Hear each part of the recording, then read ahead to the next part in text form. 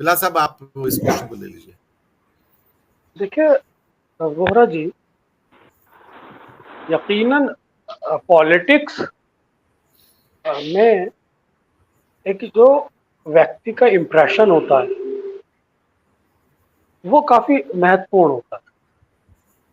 आपने देखा होगा कि जंगल के अंदर शेर शिकार करता है और मारता हिरन को है, तो जो मरने वाला है सिंपैथी उसके साथ होनी चाहिए, लेकिन लोग कहते हैं क्या क्या शेर शिकार करता है। इसी तरह चीता चीता जानवर के पीछे दौड़ता है, हिरन को मार लेता है या किसी और जानवर को मार लेता है, तो चीता आक्रामक है और उस जानवर को मारने वाले के साथ सिंपैथी नहीं होती, लोगों की सिंपैथी होती है क्या शिकार करता है चीता, क्या दौड़ता है जी। तो एक ह्यूमन साइकोलॉजी से जुड़ा हुआ है कि ताकतवर के साथ लोग खड़ा होना चाहते हैं, इसलिए एग्रेशन का महत्व है।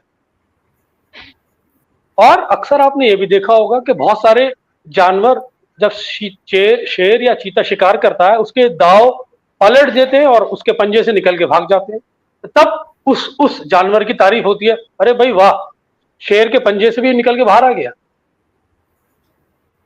तो ये काउंटर उसका इफेक्ट है। आप अगर एग्रेसिव नेता हैं और किसी को उस एग्रेशन से मारना चाहते हैं तो आपका काउंटर प्रोडक्टिव कितना स्मार्ट है कि वो आपको अपने ऊपर दाव ना लगने दे, वो कितने एग्रेशन से आपसे लड़ता है, इसका महत्व है। अभी मोदी जी का एक कमेंट आया है, अभी जो चल रही है स्पीच, कि विपक्ष तैयारी करके क्यों नहीं आता है। 2018 में भी ये किया था, शायद मोदी जी भूल गए कि 2018 में उन्होंने पुलवामा करा दिया था, लेकिन अब इंडिया सामने है। शायद मोदी जी इंडिया की फौज को देख नहीं पा रहे हैं कि how prepared they are actually. जी, मैं ताजा क्वेश्चन पूछ रहा हूं अभी आपसे। जी बिलाल साहब।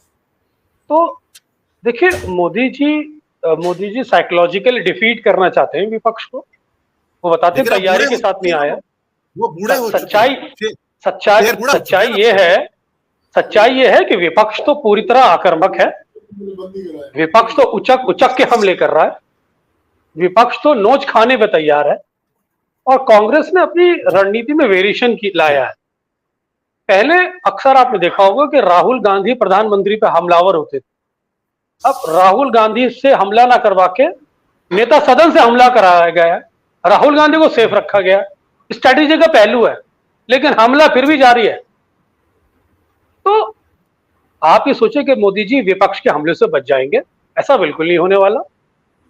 इंडिया घटक दल के अंदर जो नेता हैं, जब चाहे वो नीतीश जी हैं, चाहे वो केजरीवाल हैं, चाहे वो लालू प्रसाद यादव हैं, चाहे वो तेजस्वी हैं, चाहे वो ममता बनर्जी हैं, चाहे वो अखिलेश यादव हैं, आपने देखा होगा कि केजरीवाल जब प्रधानमंत्री पे हमला करते हैं तो बिजली से गिरा देते हैं। केजरीवाल आखिर क्यों कामयाब है प्रधानमंत्री के सामने? क्योंकि लेवल प्लेइंग फील्ड में वो अनुपात प्रधानमंत्री का नहीं बनने देते। वो प्रधानमंत्री 20 है तो केजरीवाल 21 है, प्रधानमंत्री वो सारे पैतरे अपनाते हैं, केजरीवाल उसको काउंटर कर देते।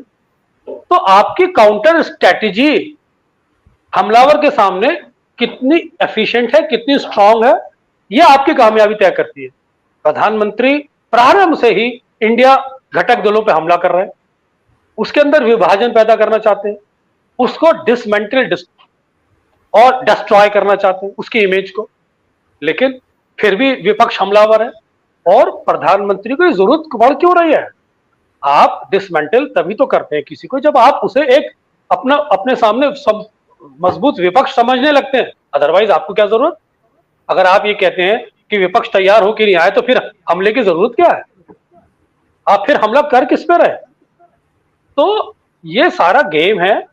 प्रधानमंत्री साइकोलॉजिकली एक चाहेंगे कि विपक्ष को बैकफुट पे फेंका जाए, लेकिन आज विपक्ष पूरी तरह तैयार है, काउंटर स्ट्रैटेजी अच्छी तरह पूरी विपक्ष की तैयार है। विपक्ष मुद्दों पर घेरने की कोशिश कर रहा है, विपक्ष मणिपुर पे बार बार लाके प्रधानमंत्री को बुलवाने की कोशिश कर रहा है, प्रधानमंत्री अपनी सरकार की नीतियां गिनवा रहे हैं। जैसे सेशन खत्म होने के बाद लोकसभा चुनाव की घोषणा हो जाएगी।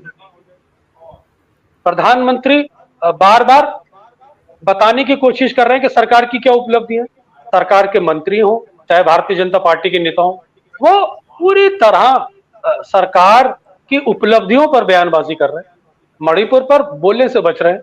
विपक्ष बार बार प्रधानमंत्री को लाके वहीं घेरना चाह रहा है, बताना चाह रहा है कि आपकी रेस्पॉन्सिबिलिटी मणिपुर पर क्या है, आपका क्या दृष्टिकोण है, सरकार के प्रमुख होने के नाते आपकी क्या सोच है, आपके कैबिनेट मंत्री मणिपुर के बारे में क्या सोचते हैं, सरकार का क्या दृष्टिकोण है।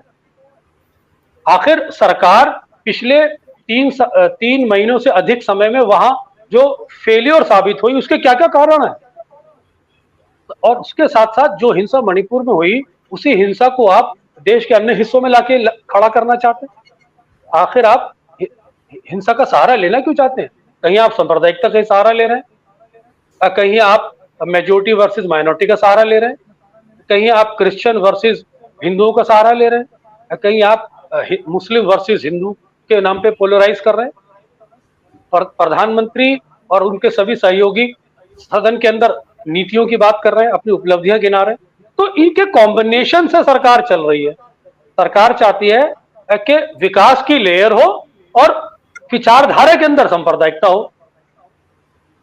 इस ब्लेंड के साथ सरकार अपनी रणनीति पे काम कर रही है।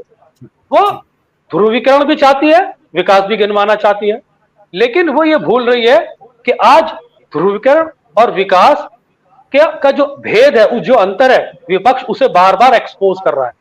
कर्नाटक में यही हुआ, हिमाचल में यही हुआ, राहुल गांधी की यात्रा में यही हुआ, यही देखने को मिल रहा है। प्रधानमंत्री हमलावर हैं, लेकिन प्रधानमंत्री को जवाब भी उसी तीव्रता के साथ मिल रहा है। विपक्ष उसी तरह उनको काउंटर कर रहा है। आज प्रधानमंत्री का विश्वास परखा जाना है मणिपुर में, कि प्रधानमंत्री अगर मणिपुर पर बोलते हैं तो लोग उस पर विश्वास करेंगे नहीं करेंगे।